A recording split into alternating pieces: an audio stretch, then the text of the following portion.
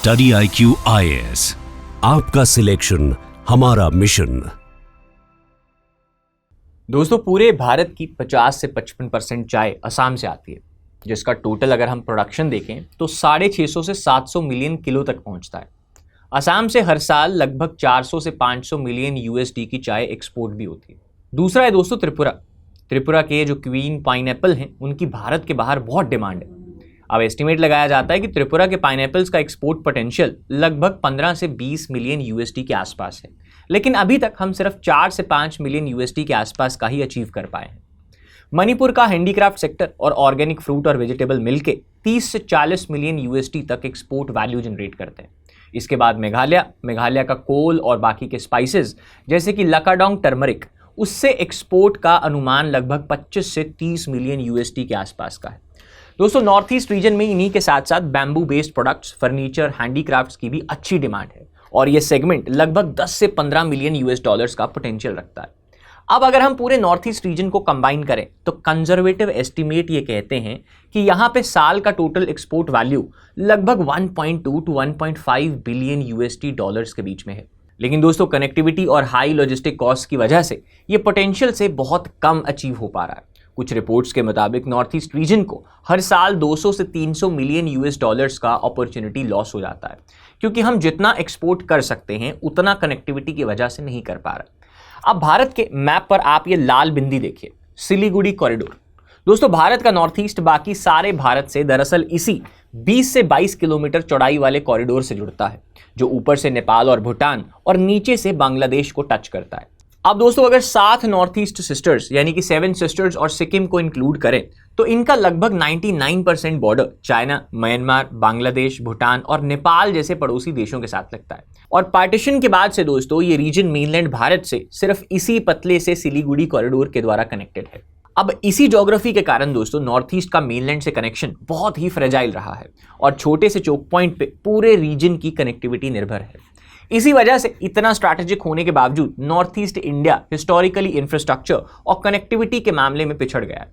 Challenging train, घने जंगल और decades long insurgencies ने रोड, रेल जैसे प्रोजेक्ट्स को बहुत ज़्यादा स्लो डाउन कर दिया। फिर भी रीजन की स्ट्रैटेजिक वैल्यू दोस्तों अभी भी कम नहीं हुई। नॉर्थ ईस्ट इंडिया भारत के लिए इतना इंपॉर्टेंट है कि ये चाइना के तिब्बत और यूनान रीजन्स के पास है, जिसको अरुणाचल प्रदेश का बॉर्डर टच करता है। म्यांमार के थ्रू हम साउथ ईस्ट एशिया का गेटवे अचीव कर सकते हैं और बांग्लादेश, भूटान जैसे साउथ एशिया के ट्रेड पार्टनर्स भी इसको सराउंड करते हैं। इसीलिए दोस्तों भारत की जो एक्ट ईस्ट पॉलिसी है उसमें नॉर्थ ईस्ट एक गेटवे की तरह दिखाई देता है, जो आसियान देशों से हमारी कनेक्टिविटी बढ़ाता है। अब सिक्योरिटी पर्सपेक्टिव से भी अगर कभी सिलीगुड़ी कॉरिडोर को रिस्क हो गया, जैसे कि कॉन्फ्लिक्ट या ब्लॉकेड की सिचुएशन, तो दोस्तों नॉर्थ ईस्ट का भारत से कट जाना बहुत बड़ा खतरा होगा। अब ऐसी वल्नरेबिलिटी को दूर करने के लिए भारत हमेशा से ऑल्टरनेट रूट्स और बेटर कनेक्टिविटी के ऑप्शंस को एक्सप्लोर करता आया है और प्रेजेंटली दोस्तों भारत सरकार और नॉर्थ ईस्टर्न स्टेट्स कुछ नए इकोनॉमिक कॉरिडोर्स प्लान कर रहे हैं, जो इस ज्योग्राफिकल आइसोलेशन से भारत को प्रोटेक्शन दे सकते हैं। अब ये कॉरिडोर्स बेसिकली नई हाईवे और रेल रूट्स हैं जो एग्जिस्टिंग बॉर्डर्स को क्रॉस करके शॉर्टकट कनेक्शंस प्रोवाइड करेंगे। यानी जहां अभी ट्रक्स और गाड़ियों को लंबा चक्कर सिलीगुड़ी कॉरिडोर से लगाना पड़ता है, इन कॉरिडोर से वो रास्ता उनको बिल्कुल सीधा मिलेगा। और आज के अपने इस वीडियो में हम इन्हीं 2 कॉरिडोर्स का डिटेल्ड इकोनॉमिक एनालिसिस करेंगे। दोस्तों, पहला है ईस्ट वेस्ट कॉरिडोर, जिसका ऑफिशियल नाम है हिली महेंद्रगंज ट्रांसनेशनल इकोनॉमिक कॉरिडोर। ये कॉरिडोर वेस्ट बंगाल के हिली से शुरू होकर मेघालय के महेंद्रगंज तक जाता हुआ बीच में बांग्लादेश के थ्रू पास करता है। अब इन पॉइंट्स में से जो हिली है वो वेस्ट बंगाल बांग्लादेश बॉर्डर पर एक पॉइंट है और महेंद्रगंज मेघालय के गैरो हिल्स में बांग्लादेश बॉर्डर के बिल्कुल पास है दोस्तों। यानी ये पूरा कॉरिडोर बांग्लादेश की टेरिटरी के थ्रू चलेगा, जो डायरेक्टली बंगाल को मेघालय से कनेक्ट करेगा। अब इस कॉरिडोर की अप्रॉक्सीमेट लंबाई देखें तो ये लगभग 100 किलोमीटर के आसपास होगी, पर इसका इंपैक्ट दोस्तों बहुत ही लंबा होने वाला है। मेघालय के चीफ मिनिस्टर कॉनराड सांगमा कहते हैं कि इस प्रोजेक्ट से कोलकाता से मेघालय के की टाउन्स जैसे कि तुरा, बागमारा, दालू और डोकी तक पहुंचने का टाइम और कॉस्ट 25 से 60% तक कम हो सकता है।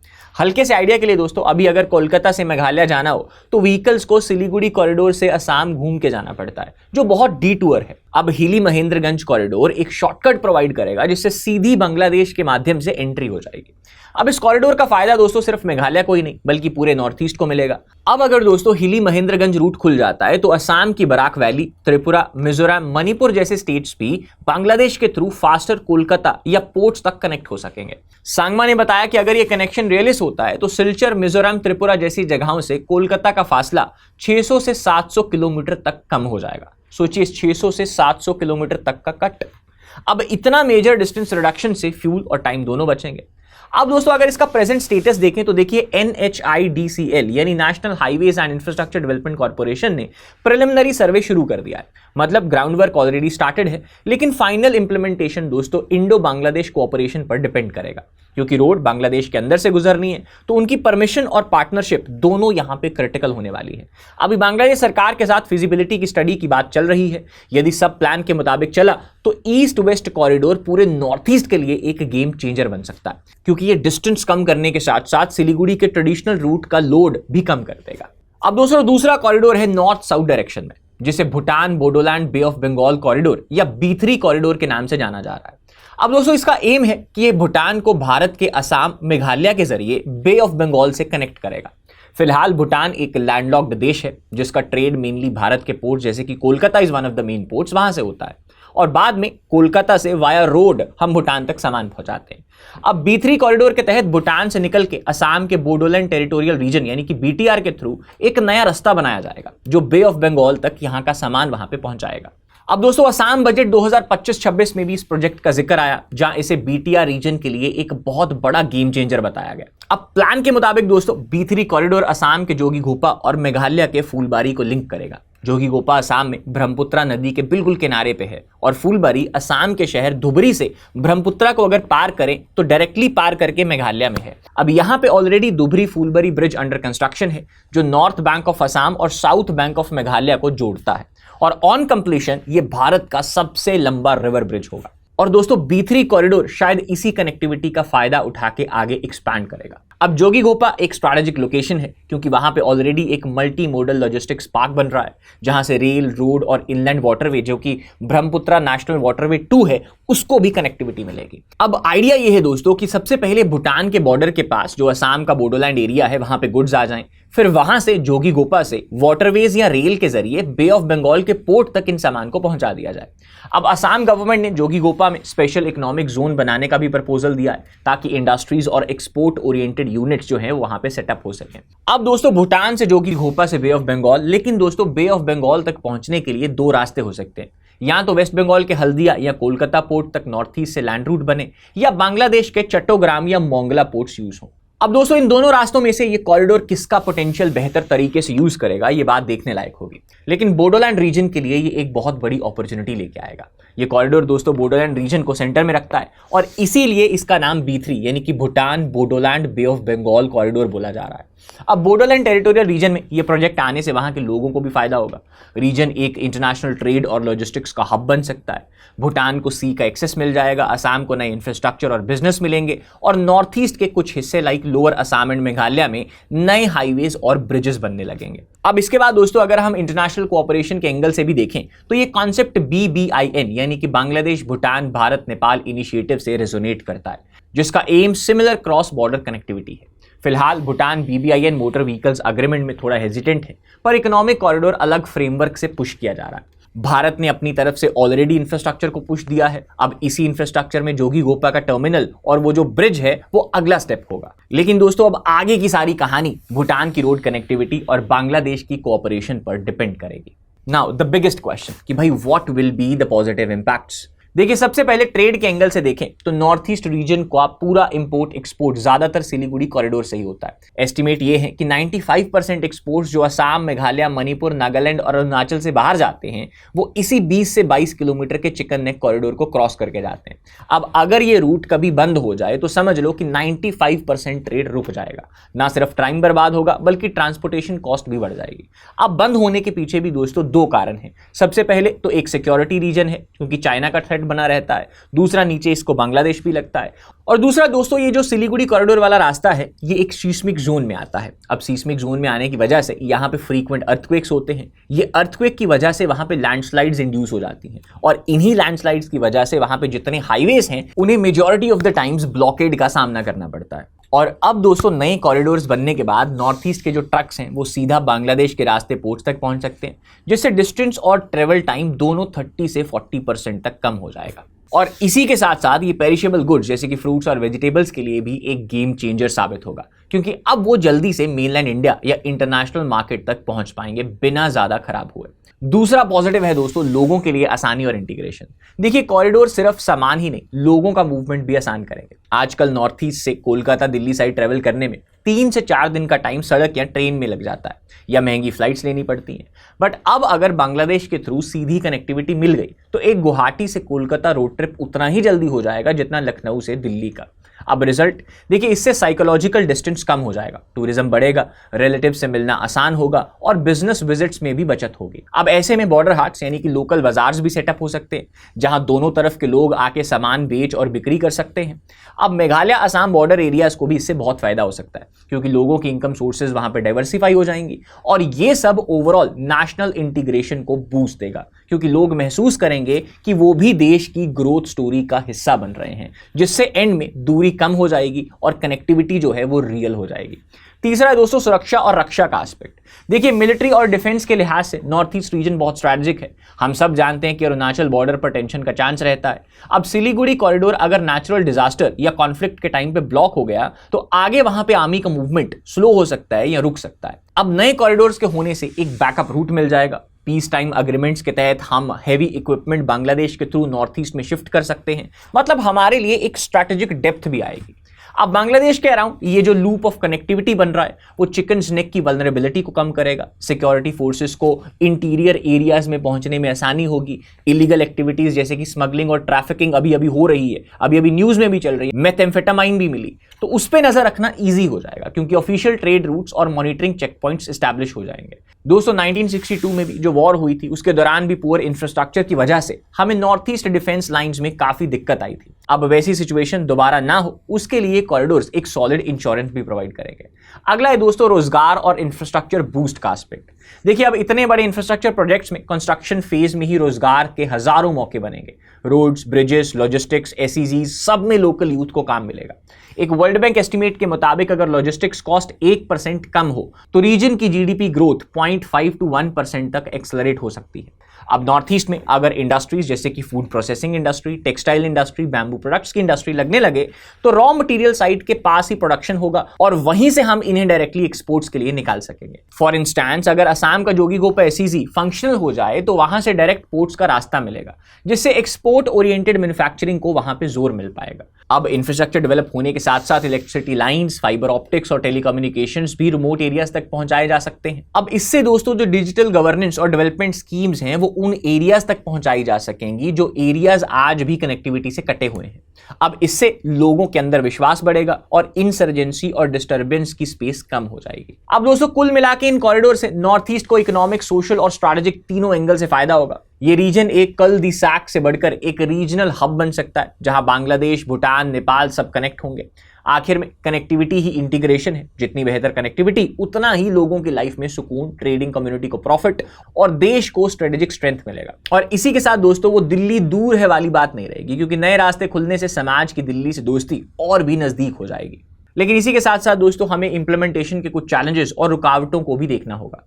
देखिए जितना बड़ा ये प्लान लग रहा है उतने ही बड़े कुछ प्रैक्टिकल चैलेंजेस भी हैं जिनका ख्याल रखना हमारे लिए जरूरी बन जाता है। न्यूज में हम रोज देखते हैं कि कभी बॉर्डर पर टेंशन, कभी इंफ्रास्ट्रक्चर स्लो, कभी लोकल प्रोटेस्ट। तो चलिए देखते हैं कौन कौन से हर्डल्स हैं और इन हर्डल्स को कैसे दूर किया जा सकता है। दोस्तों सबसे पहले जियोपॉलिटिकल डिपेंडेंस। देखिए हिली महेंद्रगंज और B3 दोनों ही लार्जली बांग्लादेश के कॉपरेशन पर डिपेंड करते हैं और भूटान के केस में भूटान वाले एंगल पे भी। अब प्रेजेंटली अगर हम बांग्लादेश को देखें तो बांग्लादेश भारत का फ्रेंडली लेबर नहीं है, तो ऐसे में बांग्लादेश गवर्नमेंट को कन्विंस करना will itself be a challenging work for the Indian government. दूसरा दोस्तों अगर बांग्लादेश ऑपोजिशन या पब्लिक ओपिनियन अगर ट्रांजिट के खिलाफ हुआ, तो मान लो वहां पे सोवरेनिटी के कंसर्न जैसा कोई मुद्दा खड़ा हुआ तो परमिशंस वहां पे डिले भी हो सकती है। अब इसीलिए भारत को दोस्तों डेफ्ट डिप्लोमेसी से काम लेना होगा टू इंश्योर दैट कि हर हालत में ये पार्टनरशिप्स अगर बनी भी तो फ्यूचर में चलती रहे। अब नेक्स्ट एस्पेक्ट है दोस्तों बांग्लादेशी साइड का इंफ्रास्ट्रक्चर रेडीनेस। दोस्तों कॉरिडोर का मतलब सिर्फ बॉर्डर क्रॉस करना नहीं होता, बल्कि बांग्लादेश के अंदर भी हाईवेज और रोडवेज को टॉप क्लास बनाना पड़ेगा, नहीं तो ट्रक जाम में फंसे रहेंगे। अभी वहां के हाईवे नेटवर्क में कंजेशन बहुत ज्यादा कॉमन है। सीरत रीजन के जो 2022 के फ्लड्स हैं उन्होंने कई रोड्स को डैमेज कर दिया था, आप सबने न्यूज में देखा ही होगा। एग्जाम्पल के लिए जो ढाका चट्टोग्राम हाईवे है वहां पर ट्रैफिक जैम का सीन बहुत नॉर्मल है और कभी कभी तो 8 से 10 घंटे तक लोग ट्रैफिक में फंसे रहते हैं। अब अगर नॉर्थ ईस्ट के ट्रक्स भी उसी रूट पे आ गए तो कॉरिडोर का जो फायदा हमने सोचा है कि ट्रेवल का टाइम कम रहेगा, जो हमारी लॉजिस्टिक्स कॉस्ट है वो कम हो जाएगी, वो कुल मिला के फिर वहीं पहुंच जाएगा। अब इसके लिए शायद दोस्तों बांग्लादेश को मिलकर फाइनेंसिंग एडीबी और वर्ल्ड बैंक से मिलेगी, जिससे उनकी जो रोड्स है उनको अपग्रेड किया जा सके, नहीं तो ये कॉरिडोर जो है वो सिर्फ नाम का रह जाएगा। अब इसी के साथ दोस्तों जो अगला चैलेंज आता है वो है इंडियन साइड पे टेरेन और एनवायरनमेंट का। देखिए हम सब जानते हैं नॉर्थ ईस्ट में रोड्स बनाना मतलब मिशन इंपॉसिबल टाइप की कोई इंजीनियरिंग काबिलियत रखनी होती है। माउंटेन्स, नदियां, जोरदार बारिश, लैंडस्लाइड सब कुछ मिलेगा यहाँ पे। मतलब अगर बारिश ज्यादा हुई तो रोड डैमेज, ट्रैफिक ब्लॉक हो जाएगा। एग्जाम्पल के लिए 2022 के आसपास ही असम फ्लड्स में गुवाहाटी शिलोंग हाईवे का एक पोर्शन 2 हफ्ते तक बंद रहा था। अब अगर कॉरिडोर ऐसे ही रूट पे बन रहा है तो लोकल लोगों से फीडबैक और स्ट्रॉन्ग इंजीनियरिंग सॉल्यूशंस हमें वहां पे चाहिए होंगे। साथ ही एनवायरनमेंट की रिस्पेक्ट भी जरूरी है। काजीरंगा साइड में वाइल्ड लाइफ कॉरिडोर्स कट ना हो या लोकल ट्राइब्स को लैंड एक्विजिशन के लिए परेशानी ना हो। अब ऐसी चीजों को हमें इंश्योर करना होगा ताकि वहां साइट पे प्रोटेस्ट ना हो, जैसे हमने मणिपुर में लोकटक लेक एरिया में प्रोजेक्ट एक्सपेंशन के टाइम पे देखा था। अब इसके बाद दोस्तों सबसे मेन चीज जो है वो है पॉलिटिकल विल एंड कोऑर्डिनेशन की। देखिए बात सीधी है, multi state multi country project में सबको मिलजुल कर चलना पड़ता है। सेंट्रल सरकार, वेस्ट बंगाल, असम, मेघालय सबकी राय एक साथ लानी होगी। भारतमाला परियोजना और एक्ट ईस्ट पॉलिसी के फ्रेमवर्क्स में इन कॉरिडोर्स को अलाइन करना भी जरूरी रहेगा।